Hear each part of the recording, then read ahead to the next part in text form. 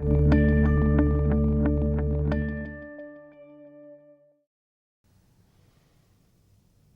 Morningstar, I'm Christian Charest.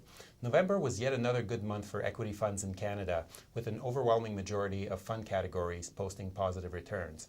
I'm here with Morningstar fund analyst Vishal Mansukhani to talk about these returns. Vishal, the best performing fund index for the month was Greater China Equity with a return of 6.5%. What happened in China to stimulate those returns? Of course. So in China, investors were very encouraged by promises of sweeping reforms by Beijing, which are set to help China make a shift from more of an infrastructure expansion-driven economy to an economy that's more resilient on services and domestic consumptions. So investors also view a domestic consumption-driven economy as being very favorable for corporate profits in most sectors. And Japanese equity funds were also among the top performers with a return of 4.3%.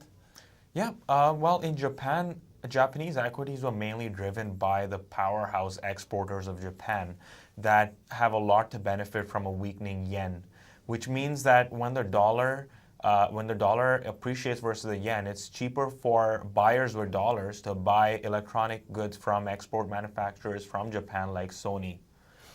And the yen has been falling significantly against the against several other currencies. Right. Speaking of the dollar, the United States doing very well yet again. We had both the U.S. small mid-cap equity category and the U.S. equity category both up over 4% for the month. Yeah. Well, in the U.S., there's a lot of strong economic signals coming out from the labor market and the housing market, which the investors which basically shows that consumers in the U.S. are poised to drive economic growth going forward, and that's very optimistic for investors. Also, investors are very relieved with a temporary end to fiscal battles in the U.S. and are also encouraged by improving corporate profits in the U.S. Okay, now switching gears a little bit, 18 of the 22 equity fund indices had positive returns, but at the bottom of the table, fortunately, some familiar faces. Precious metals equity was the worst performer with a 10.9% loss.